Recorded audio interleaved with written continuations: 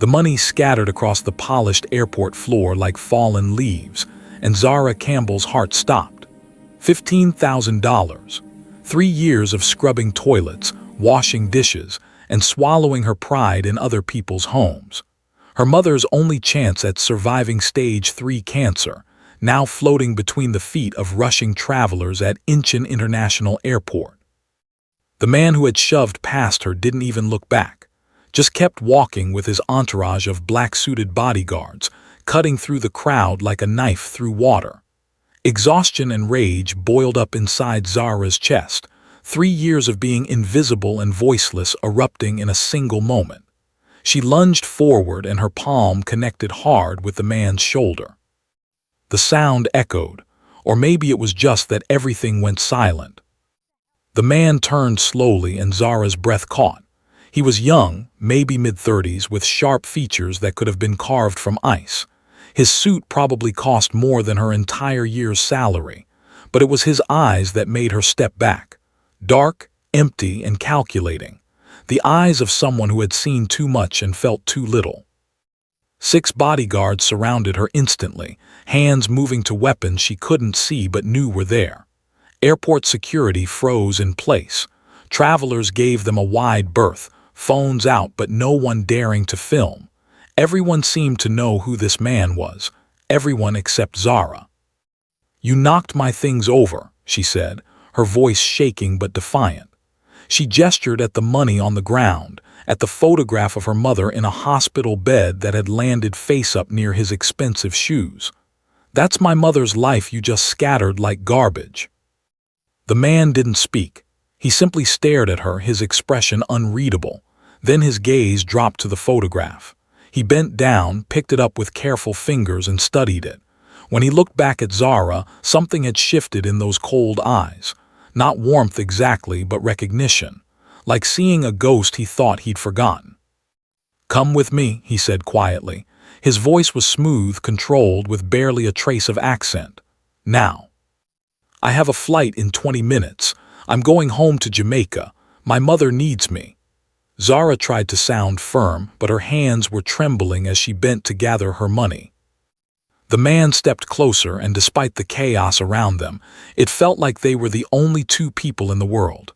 "Miss Campbell," he said, and the fact that he knew her name made her blood run cold. "You're going nowhere." It wasn't a threat. It was a statement of fact, delivered with the absolute certainty of someone who had never been contradicted in his life. He nodded to one of his guards, who produced her passport from seemingly nowhere. When had they taken it? How did they have it? "My name is Dante Choi," the man said, "and I think we need to have a conversation about your mother's medical situation." 20 minutes later, Zara sat in a private airport lounge she hadn't known existed. The kind of place where the carpet was so thick it swallowed sound, where the leather furniture smelled like new money, and where young women in immaculate uniforms appeared with tea before you even asked for it. Dante Choi sat across from her, separated by a glass table that probably cost more than her mother's entire treatment. A woman in her 40s, elegant and severe, stood beside Dante with a tablet. "This is Yuna, my executive assistant," Dante said. "Yuna, show her." The tablet turned toward Zara and her stomach dropped. It was all there. Her expired visa extension, filed 3 months ago and rejected. Her mother's medical records from Kingston Public Hospital. Her bank statements showing the slow, painful accumulation of $15,000 over 3 years. Her sister's frantic messages about their mother having weeks, maybe days. Every private detail of her life, laid out like evidence in a trial. "How did you get this?" Zara whispered. "I can get anything," Dante replied simply. "The question is what I choose to do with what I have." "What do you want from me?" Dante leaned back, steepling his fingers. For a long moment he said nothing, just studied her with those unsettling eyes. Then he reached into his jacket and pulled out a document, sliding it across the table. "Seoul National University Hospital, the best cancer treatment facility in Asia. Your mother will be flown here on my private jet within 12 hours. She'll receive the best care available. Full treatment, Surgery if needed, chemotherapy, recovery. Everything. $200,000 give or take. Zara's vision blurred. I don't understand. It's quite simple, Miss Campbell. I'll save your mother's life. He paused. And in exchange, you'll work for me. Work for you? Zara's voice cracked. Doing what? I'm a housekeeper. I clean homes. What could you possibly need me for? Dante's lips curved into something that wasn't quite a smile. Not as a housekeeper, as my personal attendant. You'll accompany me to meetings, events, business dealings. You'll be present but invisible. You'll see everything and say nothing. 6 months. That's insane. Why would you do this? You don't know me. You slapped me, Dante said, and there was something almost like amusement in his tone. Do you understand what that means? In this airport, in this city, I am untouchable. Men twice your size cross the street to avoid me. Business executives stammer when I enter a room. Politicians take my calls at 3 in the morning. And you, exhausted and desperate, slapped me because I was rude to you. He leaned forward, and Zara found herself unable to look away. You have spirit, Miss Campbell, rare, stupid but rare. You looked me in the eye and saw just another man who wronged you. Not power, not danger, just someone who needed to be held accountable. His voice dropped lower. Do you know how long it's been since someone looked at me and saw a person instead of a weapon? Zara's throat tightened. I still don't understand why. For the first time, something flickered across Dante's face. Pain, maybe, or memory. My mother cleaned houses too. Rich people's homes in Gangnam, just like you. She worked 16-hour days so I could go to school. She got sick when I was 16. Cancer, just like your mother. We couldn't afford treatment. She died because we were poor and powerless and invisible. The words hung in the air between them. I swore I'd never be powerless again, Dante continued. I built an empire so no one could ever ignore me. And now I have more money than I could spend in 10 lifetimes, but I can't bring her back. So when I see you, desperate and fighting for your mother with everything you have, I see her. And I see myself. And I remember what it means to be human. Zara's phone buzzed. A message from her sister, Kdrama, 3 words that made her chest collapse. Mom stopped breathing. Her hands shook as she read the follow-up. They revived her. I see you. Hours maybe. Come home.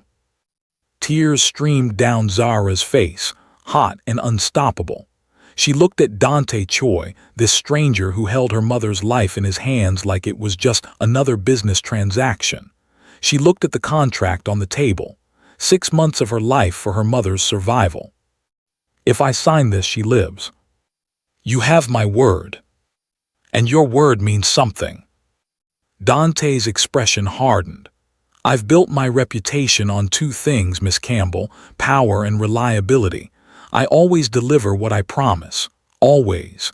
The question is whether you trust me enough to take the deal. Zara picked up the pen with trembling fingers. What happens if I break the contract? You won't. It wasn't a threat, just certainty. How do you know? Because you love your mother more than you fear me. Because you're the type of person who keeps promises even when they cost you everything. Because I've been watching how you've spent 3 years in a foreign country, alone and struggling, all for someone else. He tilted his head. You won't break it because that's not who you are. Zara signed. Her signature looked small and shaky on the expensive paper. Dante immediately pulled out his phone and made a call. He spoke in rapid Korean, too fast for Zara to catch more than a few words. When he hung up, he looked at her with something that might have been respect. My jet is being fueled now. It'll land in Kingston in 11 hours. A medical team will stabilize your mother and bring her back here. Seoul National University Hospital is expecting her. Dr. Park Sung-ho, the best oncologist in the country, will personally oversee her case. Just like that. Just like that. Money, Miss Campbell, can move mountains when you have enough of it. Yuna cleared her throat softly. Mr. Choi, the car is ready. Dante stood, buttoning his suit jacket. Your flight to Jamaica is obviously canceled. You'll stay in one of my properties tonight. Tomorrow, your mother arrives. The day after, your real work begins. Wait, Zara said, standing on shaky legs. What exactly will I be doing? You said personal attendant, but what does that actually mean? Dante paused at the door, and when he looked back, his eyes were cold again. The brief moment of humanity had vanished like smoke. It means you'll see the real soul, Miss Campbell, not the one in tourist brochures, the one where power is currency and weakness is death. You'll stand beside me as I conduct business that would horrify you. You'll smile politely while men discuss things that would give you nightmares. And you'll learn very quickly that the world you thought you knew was just a comfortable fiction. And if I can't handle it, Zara asked, adding how small her voice sounded. Dante's smile was razor-thin. Then you'll handle it anyway, because the alternative is watching your mother die, and we both know you'd walk through hell itself before you let that happen. He was right, and they both knew it. Zara followed Yuna out of the lounge, acutely aware of the two bodyguards flanking them. The Mercedes waiting outside was black and sleek, the kind of car that screamed money and danger in equal measure. As Seoul's nighttime skyline came into view through the tinted windows, Zara felt like she was descending into another world entirely. The penthouse Dante had mentioned turned out to be the entire top floor of a building in Gangnam. Floor-to-ceiling windows offered a view of the city that looked like scattered diamonds. The furniture was minimalist and expensive, all clean lines and neutral colors. It felt more like a museum than a home. Cold, empty, perfect. Mr. Choi has arranged a bedroom for you, Yuna said, her tone professionally neutral. There are clothes in your size in the closet, toiletries in the bathroom. If you need anything, press the button by the bed. How did he know my size? Yuna's expression didn't change. Mr. Choi knows everything he needs to know. I suggest you remember that. She paused at the door, and for just a moment, something almost like concern crossed her face. A word of advice, Miss Campbell. Don't mistake his generosity for kindness. Mr. Choi doesn't do anything without reason. You're here because you're useful to him. The moment you stop being useful, you become disposable. Then she was gone, and Zara was alone in luxury that felt like a gilded cage. She called Kendra immediately. Her sister answered on the first ring, voice raw from crying. Zara, where are you? Your flight landed an hour ago according to the app, but you're not here. Ken, listen to me. Something happened, something crazy, but Mom's going to be okay. She explained everything, the words tumbling out in a rushed, desperate stream. The airport, the slap, Dante Choi, the contract, the private jet that was already on its way to Kingston. Kendra was silent for so long that Zara thought the call had dropped. You did what? Kendra finally said. Zara, do you know who Dante Choi is? Some rich businessman, I guess. He's not just rich, he's dangerous. I've been in Seoul for 2 years studying, remember? I hear things. Dante Choi runs half of this city. Officially, he's the CEO of Choi Empire, some tech conglomerate. Unofficially, he's connected to everything dark in Seoul. Gangs, politicians, the underground. People don't cross him because people who cross him disappear. Ice flooded Zara's veins. What? And you signed a contract with him for 6 months. Zara, what have you done? I saved Mom's life, Zara said, but her voice shook. What else was I supposed to do? Let her die. Kendra was crying again. No, you're right, I'm sorry. It's just scary. Promise me you'll be careful. Promise me you'll keep your head down and do whatever he says and not take any risks. I promise. The lie tasted bitter. After they hung up, Zara stood at the window, looking out at the endless lights of Seoul. Somewhere out there was the real city, the one Dante had mentioned. The one where power was currency and weakness was death, and she had just signed herself over to its king for 6 months. She didn't sleep that night. Every time she closed her eyes, she saw Dante's cold stare, heard Yuna's warning, remembered Kendra's fear. When dawn finally broke over Seoul, painting the sky in shades of pink and gold, Zara felt like she'd aged years in a single night. Her phone buzzed at 7 in the morning. A message from an unknown number. Car arrives in 1 hour. Dress professionally. Business attire in the closet. Don't be late. The closet held a dozen outfits, all perfectly tailored, all in her exact size. She chose a simple black dress and jacket, the kind of thing that would let her blend into the background. When she looked in the mirror, she barely recognized herself. She looked competent, professional, like someone who belonged in Dante Choi's world. The car arrived exactly on time. The driver didn't speak, just held the door open and drove in silence through morning traffic. They pulled up to a gleaming glass tower in the financial district. Choi Empire was written in silver letters across the entrance. Yuna met her in the lobby. Mr. Choi is in meetings until noon. I'll show you your desk and explain your duties. My desk. You're his personal attendant. That means you're within reach at all times. Yuna led her to an elevator that required a fingerprint scan to access. They rose 60 floors in seconds. Your primary function is observation. You attend every meeting, every event, every interaction. You take notes. You remember faces. You never speak unless directly addressed. You become part of the furniture. The executive floor was all glass and steel and hushed efficiency. People moved with purpose, speaking in low voices, eyes down. The energy was different from any office Zara had ever cleaned. This wasn't just work. This was fear disguised as respect. Yuna stopped outside a massive corner office. Mr. Choi's rules. First, you never repeat anything you hear or see. Second, you never question his decisions in front of others. Third, you're loyal above all else. Break any of these rules and the contract is void. Your mother's treatment stops immediately. That's blackmail. That's reality. Yuna's expression softened slightly. I'm not trying to scare you, Miss Campbell. I'm trying to keep you alive. This world, it eats people who don't understand the rules. Mr. Choi may have saved your mother, but that doesn't mean he's a good man. It just means he saw something in you that he thought he could use. Figure out what that is before someone else does. The office door opened, and Dante emerged, looking like he'd stepped out of a magazine.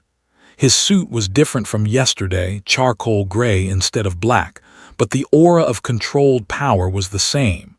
He glanced at Zara, his expression unreadable. Good, you're here. We have a meeting in 10 minutes with the board of directors. Follow me. Say nothing. Learn everything. He paused. Welcome to your new life, Miss Campbell. Try not to die. The boardroom was designed to intimidate. A table of polished obsidian stretched the length of the room, surrounded by leather chairs that probably cost more than Zara's childhood home. 12 men in expensive suits sat in rigid silence, their eyes tracking Dante as he entered. Zara followed 2 steps behind, exactly as Yuna had instructed, and took her position against the wall near a small desk with a tablet. Gentlemen, Dante said, not bothering to sit. Revenue reports. An older man with silver hair cleared his throat nervously. Mr. Choi, the third quarter numbers are down 8% in the semiconductor division. We believe the issue is... I don't care what you believe, Dante interrupted, his voice quiet but cutting. I care about results. 8% is unacceptable. Who's responsible? The room went silent. Men who probably earned millions a year suddenly looked like schoolboys caught cheating. Finally, a younger executive raised his hand slightly. The manufacturing delays in Busan, sir. Supply chain issues with. Fix it. Dante's eyes were ice. You have 2 weeks. If the numbers aren't corrected, I'll find someone who can deliver what I pay them for. Clear? Yes, sir. The meeting continued for an hour. Zara watched in fascination as Dante dissected every report, every projection, every excuse. He never raised his voice. He didn't need to. The threat was built into every syllable, every pause, every cold stare. These men controlled billions in assets, but in this room they were nothing. Dante was a king, and they were his subjects. When the board finally filed out, relief evident on every face, Dante turned to Zara. Observations. She blinked. You want me to? I asked you a question, Miss Campbell. I expect an answer. Zara swallowed hard. The man in the blue tie, third from the left. He was lying about the supply chain issues. His eyes kept darting to the older man who spoke first, and his hand shook when he drank water. Dante's eyebrow lifted fractionally. Interesting, what else? The silver-haired man, the first speaker. He's scared of you, but he's also protecting someone. Maybe family. He took the blame for something that wasn't entirely his fault. His son works in the Busan facility, Dante said. The delays are due to his incompetence, but the father is trying to shield him from consequences. You picked up on that in one meeting. Impressive. Is that why you really wanted me here? To read people? Dante moved to the window, hands clasped behind his back. Souls sprawled beneath them, vast and indifferent. People lie, Miss Campbell, constantly. They lie with words, with numbers, with smiles, but bodies don't lie. Micro-expressions don't lie. Fear and guilt leak through even the most carefully constructed facades. You saw it because you've spent 3 years being invisible, watching wealthy people when they thought no one was looking. You learned to read them to survive.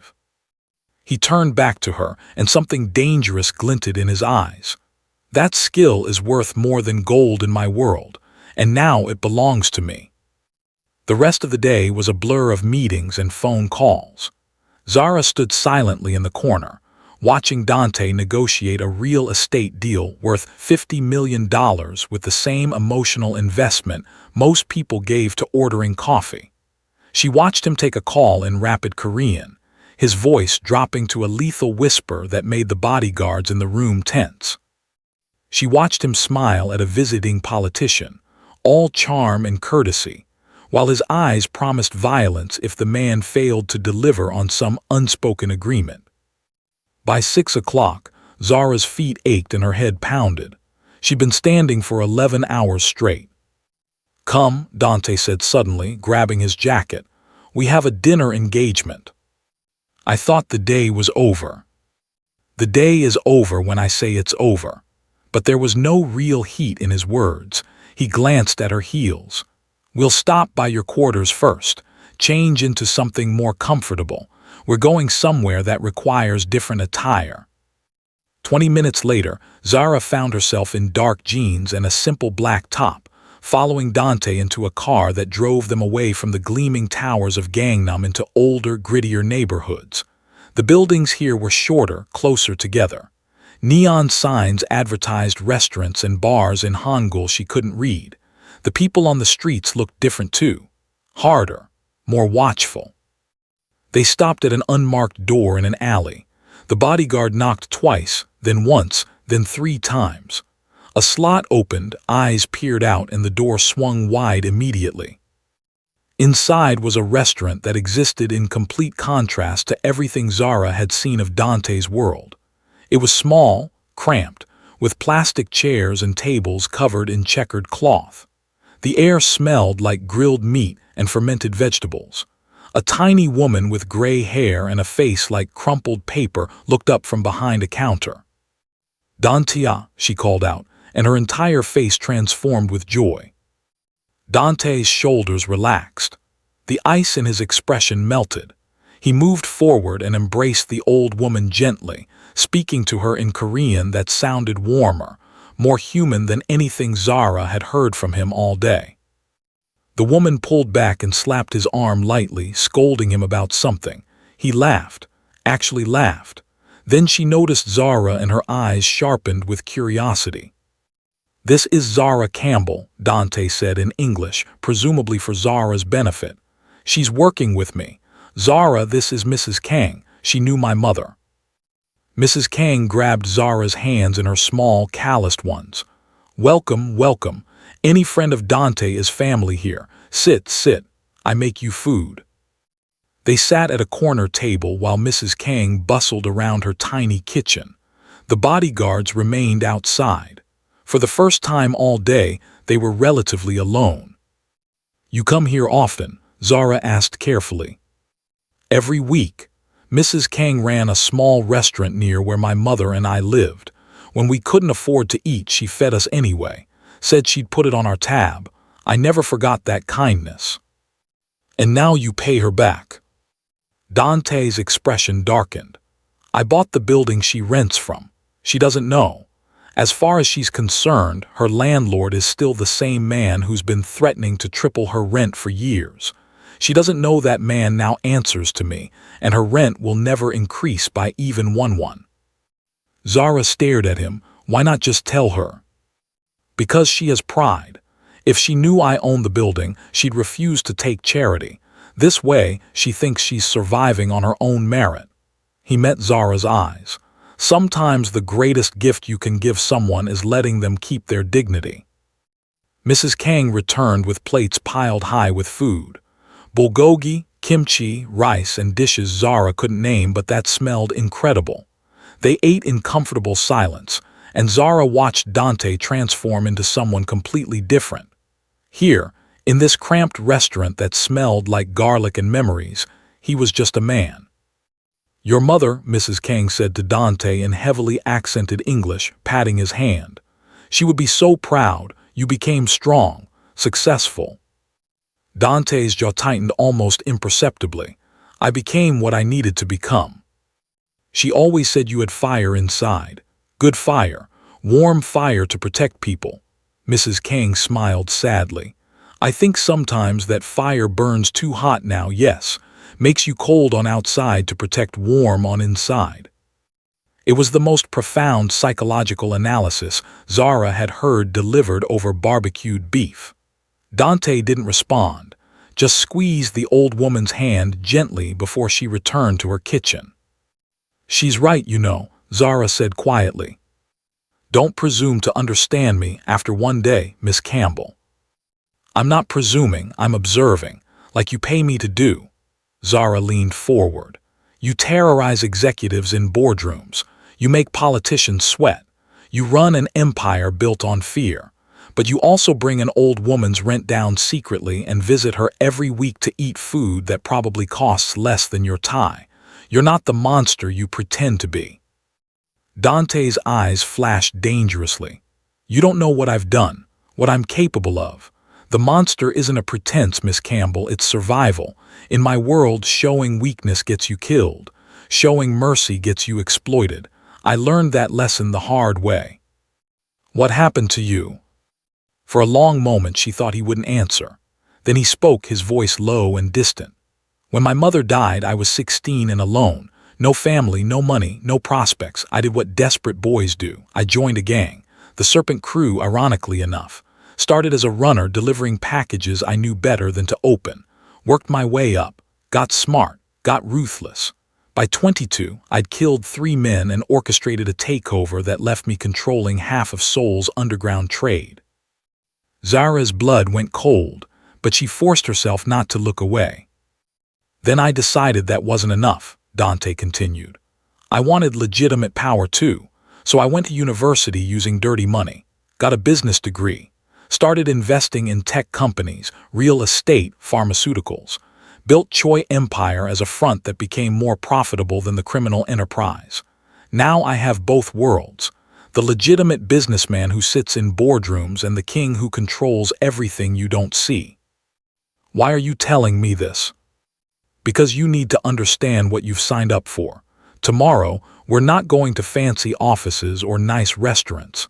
Tomorrow, you see the other side, and once you see it, you can't unsee it. They finished eating in silence. On the drive back, Zara's phone buzzed with a video call from Kdrama.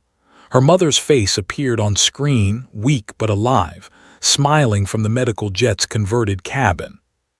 Zara, her mother whispered, "Baby, what's happening? These people, this plane, they say someone's paying for everything." Tears streamed down Zara's face. "Mom, I'm so sorry I wasn't there, but you're going to be okay now. You're going to get the best treatment in the world." "But how? Who's doing this?" Zara glanced at Dante, who was staring out the window, pretending not to listen. "Someone who understands what it's like to lose a mother to a disease that money could have cured. Someone who's making sure that doesn't happen to us." Her mother started crying too. "I love you so much. I'm so proud of you." "I love you too, Mom. I'll see you tomorrow when you land." After the call ended, Zara wiped her eyes and found Dante watching her with an expression she couldn't quite read. "Thank you," she said. "Whatever else happens, whatever I have to do these next 6 months, thank you for this." "Don't thank me yet," Dante replied. "You haven't paid the price." The next morning started at 5. Zara was pulled from sleep by pounding on her door. Yuna stood outside with coffee and an expression of grim determination. "Your mother lands in 3 hours. You'll visit her at 10. But first, Mr. Choi requires your presence. Wear something you don't mind ruining." An hour later, Zara found herself in the back of an unmarked van, driving through Seoul's industrial district as dawn broke gray and cold over the city. Dante sat across from her, dressed in all black, his usual suits replaced by tactical clothing that made him look even more dangerous. "Where are we going?" Zara asked. "A warehouse in Seongdong-gu. One of my competitors has been moving product through my territory without permission. This is a reminder about boundaries and respect." "Product, you mean drugs?" "Among other things." Dante's expression was carved from stone. "I told you that you'd see the real world today. This is your chance to back out. I can have you return to the penthouse. You'll still see your mother. The contract can be modified to something less direct. And if I do that, you'll never trust me." "No, I won't." Zara's hands trembled, but she forced them still. "Then I'm staying." The warehouse was exactly what she'd imagined from movies. Concrete floors, flickering lights, the smell of oil and something metallic she didn't want to identify. 20 men stood in a loose circle around 5 others who were bound and kneeling. Dante's men, she realized, holding the prisoners. Dante stepped into the circle and every eye turned to him. He spoke in Korean, his voice echoing in the vast space. Though Zara couldn't understand the words, she understood the tone. This was judgment. This was power made manifest. One of the bound men spat at Dante's feet. "Wrong move." Dante nodded to one of his men, who struck the prisoner across the face with controlled precision. Not enough to cause serious damage, just enough to establish dominance. Dante crouched down to eye level with the man who'd spat, speaking quietly. Zara saw the prisoner's face drain of color, saw him nod frantically, saw him beg in Korean that needed no translation. Then Dante stood, said something to his men, and walked back toward the van. The prisoners were cut loose and fled, stumbling over each other in their haste to escape. In the van, Zara finally found her voice. "You let them go." "I'm not a monster, Miss Campbell. I'm a businessman. Those men work for the Beak family, my competitors. I needed to send a message, not start a war. They'll report back to Raven's Beak that I caught them, could have killed them, and chose mercy instead. It makes me look strong and reasonable, much more effective than bodies." "Raven's Beak." Dante's expression darkened. "The only person in Seoul who doesn't fear me, yet." Seoul National University Hospital rose like a monument to modern medicine, all glass and gleaming steel. Zara's mother had been admitted 2 hours earlier, and a team of specialists was already running tests. When Zara finally saw her, tucked into a private room that looked more like a luxury hotel suite than a hospital, she broke down completely. "Baby girl," her mother whispered, pulling Zara into a weak embrace. "Look at you, so grown up, so strong." "Mom, I'm so sorry. I should have been there. I should have come home sooner." "Hush now. You did exactly what you needed to do. You saved my life." Her mother pulled back, studying Zara's face with the intensity only mothers possess. "But at what cost? Who is this man who's paying for all this? What does he want from you?" Zara hesitated. How could she explain Dante Choi to her mother? How could she describe the warehouse, the boardroom, the casual violence wrapped in expensive suits? "He's complicated," Zara finally said. He's powerful and dangerous, but he's also keeping his word. 6 months, Mom. I work for him for 6 months and you get the treatment you need. Then I'm free. Her mother's grip tightened on Zara's hand. Free. Baby, men like that don't let people go, not when they've seen too much. I'll be careful, I promise. But even as she said it, Zara wondered if careful was enough in Dante Choi's world. Dr. Park Sung-ho arrived an hour later, a distinguished man in his 50s with kind eyes and a calm demeanor. He explained the treatment plan in detail. Aggressive chemotherapy starting immediately, followed by surgery if the tumors responded well, then radiation and immunotherapy. The prognosis was good, he assured them. 80% survival rate with this protocol. Zara's mother would live. That was all that mattered. When Zara emerged from the hospital, Dante was waiting by the car, scrolling through his phone. He looked up as she approached. How is she? Stable, starting treatment tomorrow, Zara's voice cracked. Dr. Park says she has an excellent chance. Park is the best. If he says she'll survive, she will. Dante pocketed his phone.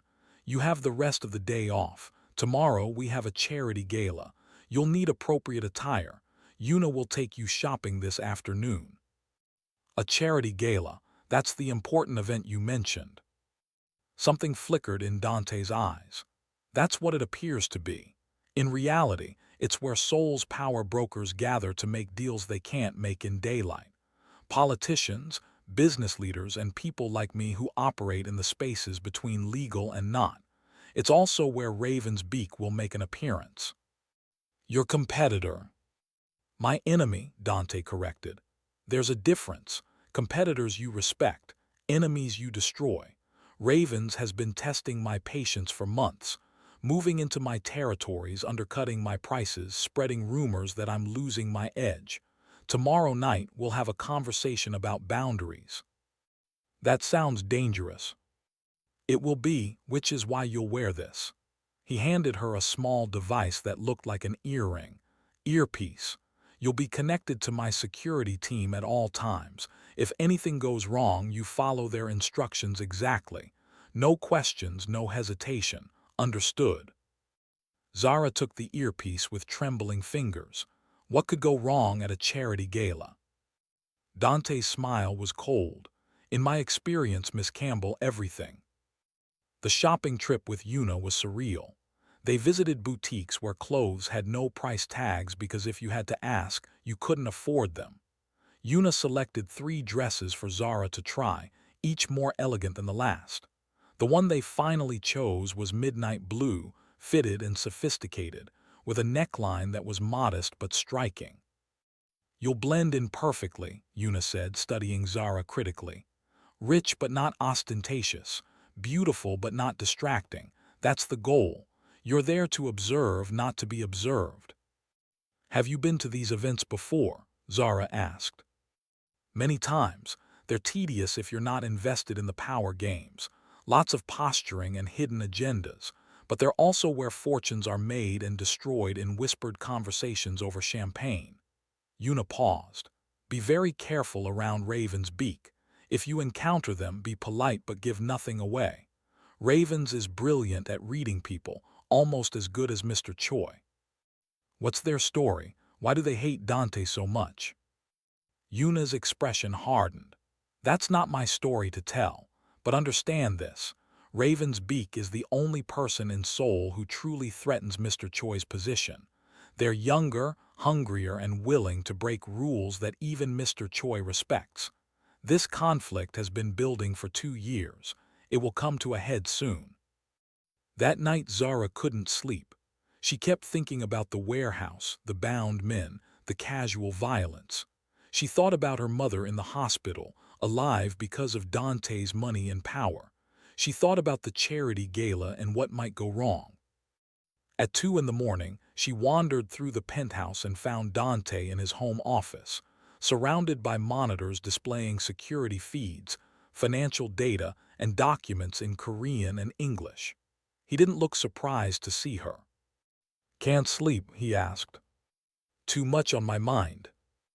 Join the club, he gestured to a chair. Sit, tell me what's bothering you. Zara sat, pulling her robe tighter. This morning, the warehouse, you could have killed those men. Yes. But you didn't, why? Dante leaned back, steepling his fingers in that characteristic gesture. Because violence should be a tool, not a default. Those men were foot soldiers following orders. Killing them would have accomplished nothing except escalating tension with the Beek family. By showing mercy, I demonstrated that I'm strong enough to be merciful. That's real power, Miss Campbell. Not the ability to destroy, but the wisdom to know when destruction is necessary and when it's counterproductive. You sound like you're justifying it. I don't need to justify anything to you or anyone else. I'm simply explaining my reasoning. His eyes met hers. You're struggling with the morality of my world. That's expected. You come from a place where right and wrong are clearly defined, where justice exists and good people are rewarded. I come from a place where survival is the only morality that matters, where justice is something you create with money and fear. Neither of us is wrong. We're just products of different circumstances. I don't accept that, Zara said. You always have a choice. You chose to save my mother, that was good. You chose not to kill those men today, that was good too. You're not trapped by your circumstances. You're just afraid of what happens if you choose differently. Dante's expression darkened dangerously. For a moment, Zara thought she'd gone too far. Then, unexpectedly, he laughed. It was a harsh, bitter sound.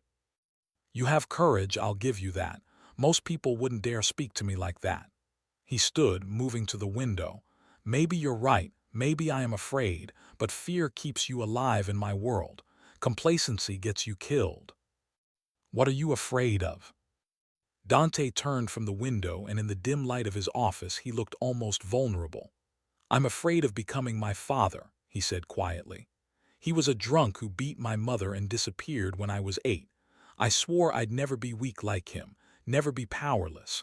But sometimes I wonder if, in trying to be strong, I've become something worse. A different kind of monster. Zara stood, moving closer. You're not a monster. Monsters don't visit old women in tiny restaurants. Monsters don't save dying mothers of strangers who slap them in airports. You've done bad things, yes, but you're not defined by your worst moments. You're defined by what you choose to do next. For a long moment they stood there in silence, the city glittering below them like 1,000 promises and threats. Then Dante spoke, his voice barely audible. Get some sleep, Miss Campbell. Tomorrow will be challenging. The charity gala was held at the Shilla Hotel, a monument to old money and new power.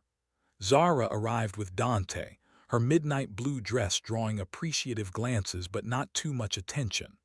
The ballroom was filled with Seoul's elite, all designer gowns and tailored tuxedos, champagne flutes and practiced smiles. Dante moved through the crowd like a shark through water, effortless and dangerous. People parted for him instinctively.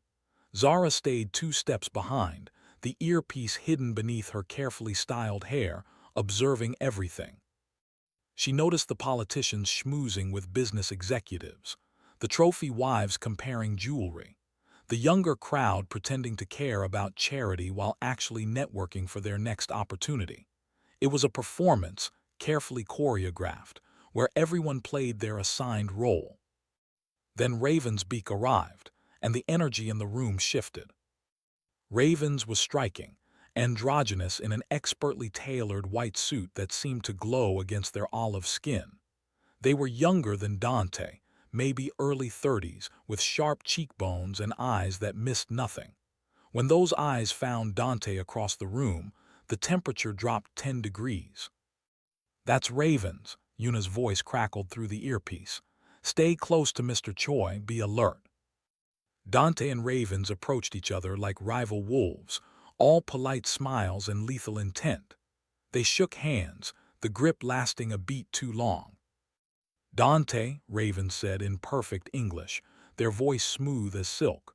What a pleasant surprise. I didn't expect to see you at such a civilized gathering.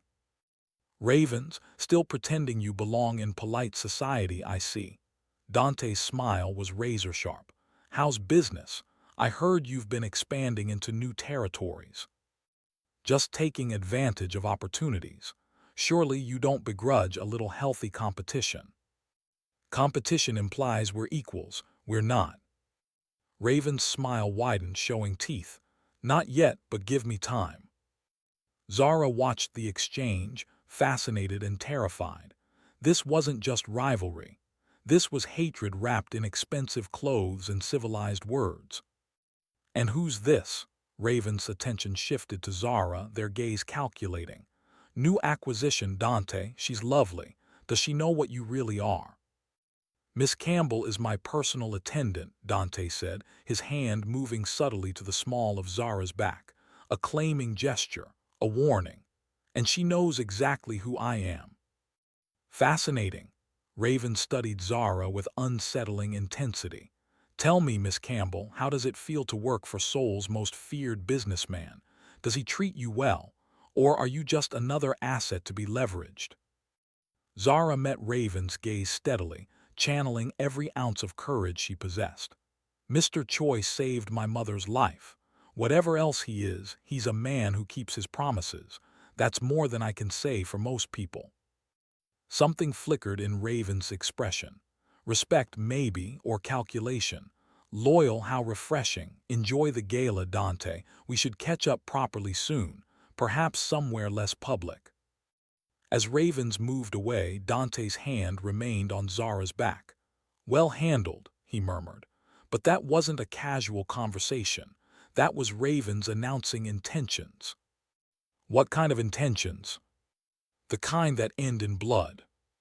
2 hours into the gala, Zara noticed the signals.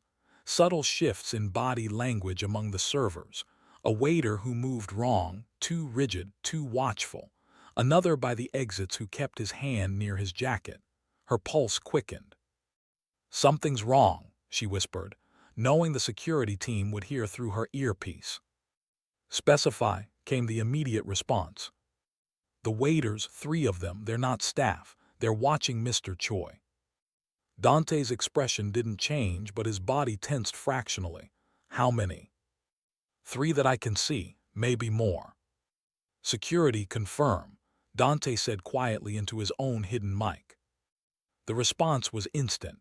Confirmed, Raven's people, armed, moving to intercept. Everything happened at once. The lights cut out. Someone screamed. Gunshots cracked through the darkness, impossibly loud in the enclosed space. Zara felt Dante's hand grip her arm, pulling her down behind a pillar. Stay here, he commanded, but chaos erupted around them. Guests stamping, more gunshots, security teams engaging. In the strobe effect of emergency lighting, Zara saw Dante separated from his guards, 3 men in server uniforms converging on him. One pulled a knife. Dante moved with brutal efficiency, disarming the first man, breaking his wrist with a sickening crack, but the other 2 were closing in. Zara didn't think. She grabbed a champagne bottle from a nearby table and swung it at the nearest attacker's head. The glass shattered. The man went down. Dante used the distraction to take down the 3rd assailant. Within seconds, Dante's security team arrived, subduing the attackers. The lights came back on, revealing a ballroom in chaos. Dante stood there, blood on his knuckles, staring at Zara with an expression she couldn't decipher. You attacked an armed man with a champagne bottle, he said. You were outnumbered. I had the situation under control. Did you? Zara's hands were shaking now, adrenaline crashing. Because from where I stood, you were about to get stabbed. Something in Dante's expression cracked. He pulled her close, not romantic but protective, checking her for injuries. Are you hurt? No, are you? I'm fine. But his hands lingered on her shoulders, and for just a moment the ice in his eyes melted completely. The aftermath was controlled chaos. Police arrived but were clearly in Dante's pocket. The attackers were disappeared before official reports could be filed. Raven's beak was long gone. The gala guests were sworn to silence with a combination of bribes and barely veiled threats. In the car ride home, Neither of them spoke. When they reached the penthouse, Dante poured 2 glasses of whiskey and handed one to Zara. "You saved my life tonight," he said. "You saved my mother's life first. I'd say we're even." "We're not." Dante drank, then set his glass down with controlled precision. "You weren't supposed to be in danger. That was the point of the security team. I failed to protect you." "You didn't fail," Zara said firmly.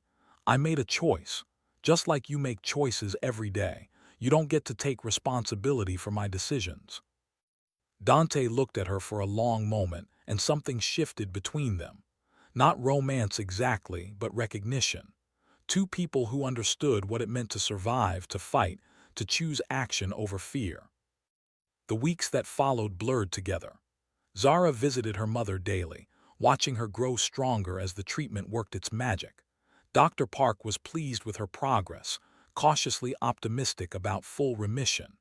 Meanwhile, Zara's role in Dante's world expanded. She attended more meetings, read more situations, became invisible in rooms where fortunes changed hands and lives were negotiated like commodities. She also saw more of Dante's complexity. The way he anonymously funded scholarships for underprivileged students. How he visited Mrs. Kang's restaurant every week without fail. The careful balance he maintained between ruthless businessman and something almost resembling human. Raven's Beak escalated their campaign. Shipments were intercepted. Key personnel were poached. Small acts of aggression that announced intentions without triggering open war. Dante responded with calculated precision, never escalating beyond what was necessary, always maintaining the moral high ground despite operating in moral quicksand. "Why don't you just end it?" Zara asked one night, 3 months into her contract, as they reviewed security footage of another incident. "You have the power. You could destroy Ravens completely." "Power without restraint is tyranny," Dante replied, echoing words she'd said to him months ago. "Ravens is testing boundaries, seeing how far they can push before I break. If I overreact, I prove I'm unstable. If I do nothing, I prove I'm weak. The trick is responding proportionally, demonstrating strength while maintaining control." "That's exhausting." "Welcome to my world." But he smiled slightly when he said it, and Zara realized she was seeing more smiles from him lately. Small ones, but real. 4 months in, Zara's mother entered remission. Complete remission. The cancer was gone, eradicated by Dr. Park's aggressive treatment protocol. Zara cried in her mother's hospital room, overwhelmed with relief and gratitude and exhaustion. "I'm going home next week," her mother said, squeezing Zara's hand. "Back to Kingston. Kendra will take care of me there. But what about you, baby? When does your contract end?" 2 more months. "And then?" Zara hesitated. She'd been asking herself the same question for weeks. "Then I go home too, I guess, back to my old life." But even as she said it, the words felt wrong, like putting on clothes that no longer fit. 5 months into the contract, Raven's Beak made their final move. A coordinated attack on 3 of Dante's key operations simultaneously. Warehouses burned. Accounts were frozen through corrupted officials. Personnel were arrested on fabricated charges. It was bold, aggressive, and designed to force Dante into a position where he'd have to respond with overwhelming violence. Dante's advisors urged retaliation. His security team had targets identified, plans drawn up. One word from him and Raven's Beak's empire would crumble. Instead, Dante did something unexpected. He requested a meeting, public, neutral territory with witnesses, a negotiation instead of an execution. "You're showing weakness," his head of security argued. "I'm showing wisdom," Dante replied. "Ravens wants me to overreact, to become the monster they claim I am. I won't give them that satisfaction." The meeting happened at a restaurant in Gangnam, expensive and public enough that violence was unlikely. Dante brought Zara, Yuna, and minimal security. Ravens arrived with equal restraint. They sat across from each other like chess masters, each calculating 3 moves ahead. "You wanted to talk," Raven said. "I'm listening." "This ends today," Dante replied calmly. "Not with blood, not with war, with business. You want territory. Take the Seongdong district. It's profitable but not essential to my operations. You want respect. You have it. You've proven yourself formidable. But this constant escalation benefits neither of us. We both lose money, resources, and people. For what? Pride." Raven studied him suspiciously. "What's the catch?" "No catch, just boundaries. You stay in your territories, I stay in mine. We compete in the legitimate markets fairly. The underground operations remain separate. We maintain peace because war is expensive and stupid." "And if I refuse?" Dante's expression hardened. "Then I stop being reasonable. I've shown restraint because I choose to, not because I have to. Push me further and you'll discover exactly how much damage I can do when restraint is no longer an option. But I'd rather not. I'd rather build than destroy. Your choice." Ravens was silent for a long moment. Then, surprisingly, they laughed. "You've changed, Dante. 6 months ago, you would have burned my operations to the ground for half of what I've done. What happened?" Dante glanced at Zara, so briefly she almost missed it. "I remembered that power means nothing if you lose yourself acquiring it. Someone recently reminded me of that." Ravens followed his gaze to Zara, understanding dawning in their sharp eyes. "The woman from the airport, the one who slapped you, she changed you." "She reminded me who I was before I became this," Dante corrected. "Before the empire, before the fear, when I was just a kid trying to survive and protect the people I loved. Turns out that kid had better instincts than the man I became." Ravens extended their hand across the table. "Deal, territory for peace, competition without war. But Dante, if you break this agreement, there won't be negotiations next time." "Understood." They shook hands, and just like that, months of conflict ended with a conversation. As they left the restaurant, Zara felt something shift in her chest. Pride, maybe, or recognition that she'd witnessed something important. Dante had chosen peace over violence, negotiation over destruction, and somehow, impossibly, she'd played a role in that choice. The 6th month arrived faster than Zara expected. Her contract would end in 3 days. Her mother was healthy. Already back in Jamaica, living with Kdrama and planning to return to work part-time. Everything Zara had fought for had been achieved. She was free. So why did freedom feel like loss? On the final evening, Dante requested her presence in his office. When she arrived, he had papers spread across his desk. The contract, her ticket back to Jamaica, and something else. A new document. "Your contract expires in 72 hours, he said without preamble. "You've fulfilled every obligation. Your mother is healthy. You're free to go home with my gratitude and a substantial bonus for your service." "But," Zara asked, because there was clearly a but. "But I'm offering you an alternative." He slid the new document toward her.